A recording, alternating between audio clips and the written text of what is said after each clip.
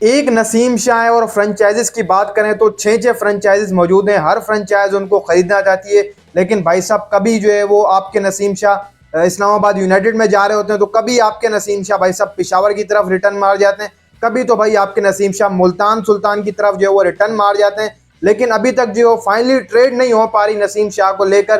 पिशावर आपकी समझ लें कि पिशावर जलमी की वो पहले एक ट्रेड चली थी, वहां पर जो है वो उठाना था, पिक करना था, पूरे तरीके से छोड़ दिया था फ्रेंचाइज ने, आपकी कोयटा ग्लैडिएटर ने नसीम शाह को। दूसरी तरफ पिशावर जलमी ने उठाना था, अपनी टीम के अंदर पिक करना था, लेकिन उनके पास भी जो गाइडलाइंस थी वो पूरे तरीके से मुकम्मल नहीं थी, क्योंकि उनको जो प्लेयर देने थे, यानी कि जो कोयटा ग्लैडिएटर मांग रही थी प्लेयर, वो रह रहे थे आपके हसीबुल्लाह और सैम अयूब, जो कि मैं समझता हूं कि पिशावर जलमी गलती से भी जो है वो हसीबुल्लाह और आपके सैम अयूब को ना दे।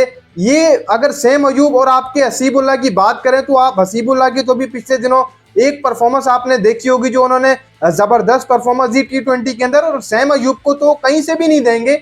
आपके पिशावर वाली जो ट्रेड चल रही थी, पहली ट्रेड की बात कर रहा हूं, इनके दरमियान चल रही थी, फिर नसीम शाह आप ले सकते हो, लेकिन ये ट्रेड फिर कैंसिल हो गई थी। उसके बाद आपके नसीम शाह ने रिटर्न मारा था भाई साहब आपकी इस्लामाबाद यूनाइटेड के अंदर। 90% उनका अभी तक मुआहदा हुआ पड़ा, लेकिन पूरे तरीके से साइन अप नहीं कर सके अभी तक आपके नसीम शाह। इसके पीछे वजूहत ये है कि आपकी जो एक फ्रेंचाइज है इस्लामाबाद यूनाइटेड, वो भी अभी फिलवक्त सोच विचार कर रही है कि क्या आपके जो आजम खान है और मोहम्मद वसीम जूनियर, उनको देकर नसीम शाह को अपनी टीम में हासिल किया जाए या नहीं किया जाए, वो अभी तक सोच रहे हैं। लेकिन मैं समझता हूं कि इतना सोचना नहीं चाहिए। नसीम शाह जो है वो PSL के अंदर एक हीरो का किरदार जो है वो अदा कर रहे हैं, सारी हीरोइन जो है वो उन्हें लेने की कोशिश कर रहे हैं, और एक हीरो बीच में जो है वो सेंटर में खड़ा है। हकीकत बात तो ये है कि कोयटा ग्लैडिएटर ने उन्हें छोड़ दिया है नसीम शाह को, क्योंकि नसीम शाह ने कहा है कि मैं कोयटा से खेलना ही नहीं चाहता हूं, इसलिए बिल्कुल बीच में खड़े हैं, और 3 टीमें इस तरफ है, 3 टीमें इस तरफ है। इसके अलावा मुल्तान सुल्तान भी किसी तरीके से कट आउट कर सकती है आपके नसीम शाह को। इस्लामाबाद यूनाइटेड के पास बेहतरीन सुनेरियो है कि वो इनको दे ले सकती है। वो एक तरीके से मुल्तान सुल्तान आपकी बीच में मैं समझता हूं कि वो आई हुई है मुल्तान सुल्तान अगर ट्रेड करेगी तो वो कुछ इस तरीके से ट्रेड करेगी कि आपके जो एहसानुल्लाह है, और फिर ऊपर से कोई बैट्समैन हैवी तरीके का देना पड़ेगा, फिर जाकर नसीम शाह मुल्तान सुल्तान में आएंगे। और दूसरी तरफ मैं ये समझता हूं कि पिशावर जलमी भी हकदार है इस चीज की। पिशावर जलमी के पास बॉलिंग लाइनअप पूरे तरीके से नहीं है। वहाब रियाज वो भी चला गया, वहाब रियाज तो जाहिर सी बात है चीफ सिलेक्टर बना, उसके बाद PSL खेलना तो फिर तनकीद की बात है, और तो कुछ भी नहीं है। इसलिए इनके पास बॉलिंग लाइनअप आना जरूरी है कि कोई बॉलर आकर इनकी टीम के अंदर साइन अप कर ले।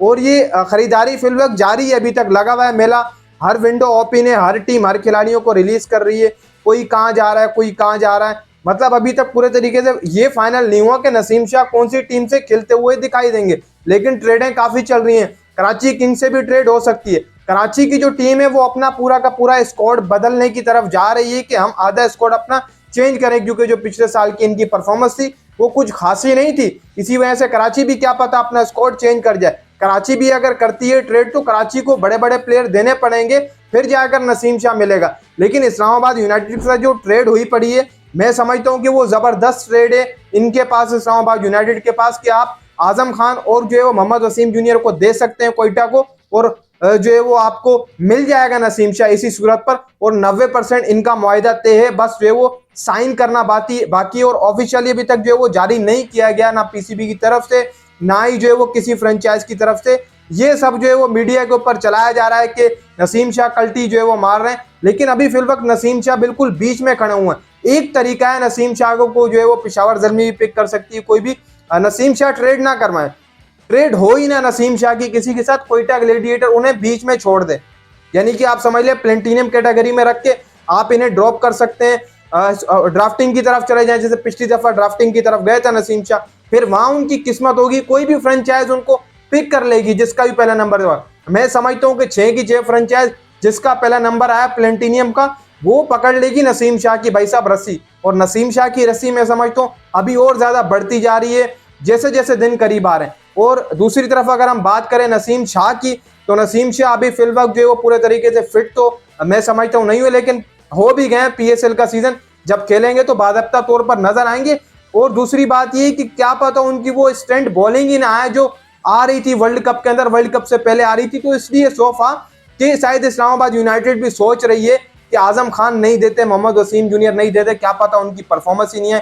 तभी इसके चलते भाई साहब अभी नसीम शाह की रस्सी बीच में है, और मैं समझता हूँ कि कोई और प्लेयर जो है वो पेशावर ज़ल्मी लगा ले और अपनी टीम में शामिल कर ले नसीम शाह को, क्योंकि नसीम शाह जैसा बॉलर आपकी पेशावर ज़ल्मी को ज़रूरत है। और पेशावर ज़ल्मी के पास कोई ऐसा फास्ट बॉलर अब नहीं बचा जो वो इंटरनेशनल क्रिकेट खेल रहा हो। कुरम शहजाद है, इसके अलावा आपके सलमान इरशाद है, 2-4 और भी बॉलर हैं, लेकिन वो पूरे तरीके से बॉलर नहीं जो मेन बॉलर रहते हैं। वहाब रियाज अकेले ही थे मेन बॉलर।